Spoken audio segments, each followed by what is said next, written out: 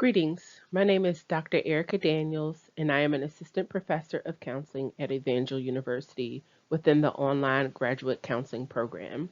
I am also a licensed professional school counselor and a nationally certified counselor.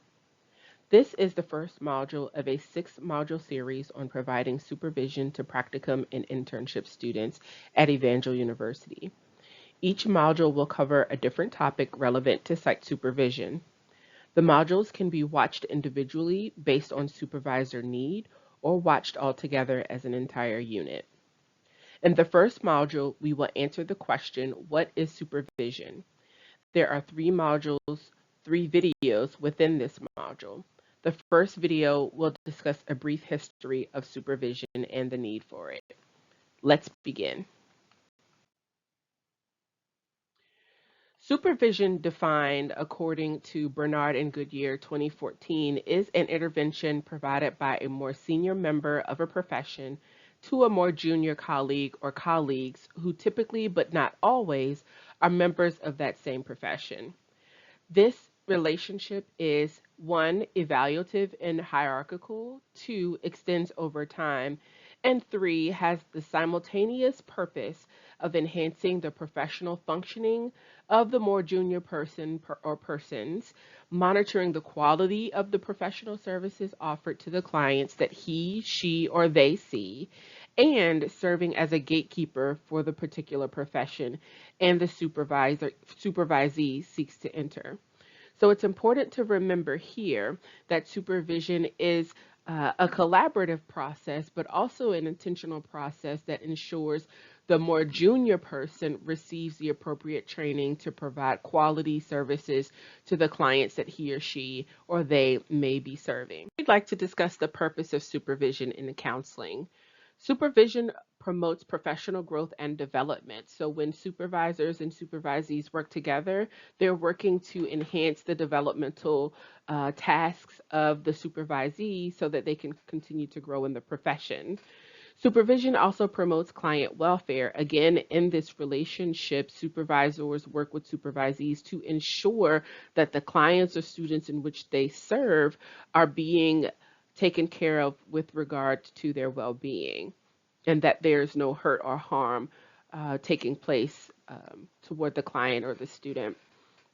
Supervision also promotes competence of skill.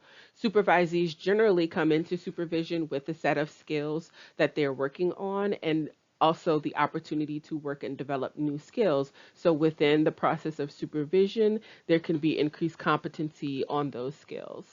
And lastly, supervision is required by ACA, ASCA, and KCREP. They all have ethical standards or codes that pertain to supervision and the need for supervision within the profession. Here we have the ethical codes that relate to supervision. Both ACA, the American Counseling Association, the ASCA, American School Counselor Association, AMCA, the American Mental Health Counselors Association, and KCREP all have codes that or standards that relate to providing supervision. You can find in the ACA Code of Ethics, Section F, talks about supervision training and teaching. Within those codes, it talks specifically about providing supervision to intern or practicum students and the importance of making sure that they are trained appropriately. Similarly, you find the same thing within the American School Counselor Association Ethical Code Section F.3. And then the AMCA Ethical Code Section 4, which discusses commitment to students, supervisees, and employee relationships. KCREP also identifies specific standards related to professional practice. Within these standards, it discusses entry-level professional practice supervision as well as supervision provided to both practicum students and internship students with specific criteria and guidelines that counseling education programs must follow.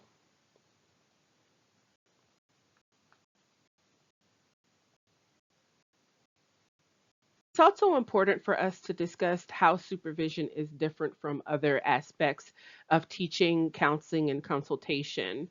There are some similarities between supervision and these three categories, but there are also some differences that we have to consider.